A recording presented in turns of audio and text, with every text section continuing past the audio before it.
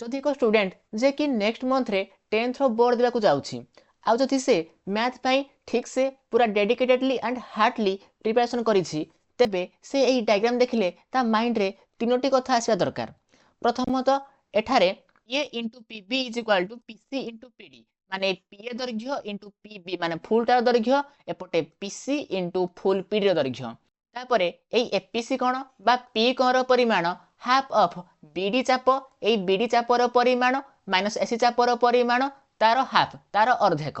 हैला। तापरे एई एटीसी कोण कहिबा जहा ना बीटीडी कोण कहिबा ताहा ना दुईटा प्रतिभा कोण समान डा तो एटीसी कोण इज इक्वल टू बीटीडी कोण हबो एई बीडी चाप एसी चापर समष्टि तार अर्धेक एई पी कोण हबो बीडी चाप माइनस एसी चाप तार वियोगफलर अर्धेक। ठीक अछि। ठीक सही परी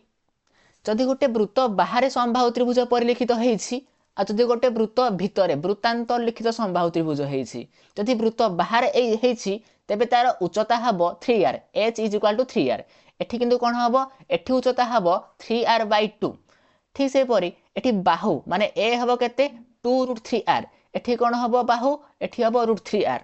ताले ए थिला वृत्त आ गोटे समबाहु त्रिभुजर बाहु उच्चता आ वृत्तर व्यासार्ध मध्य संपर्क जदि वृत्तांतर लिखित हुए किंबा वृत्त परिलिखित हुए। ठीक से परी जदि वृत्त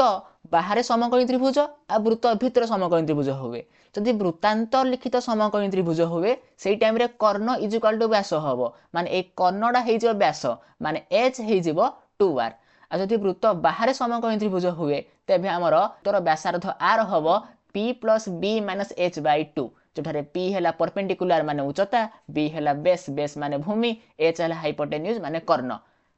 ताहले गोटे 10th class student geometry part रो एमसीक्यू करिया निमंते एही सब कांसेप्ट विषय रे अवगत हवा निहाती आवश्यक अटे।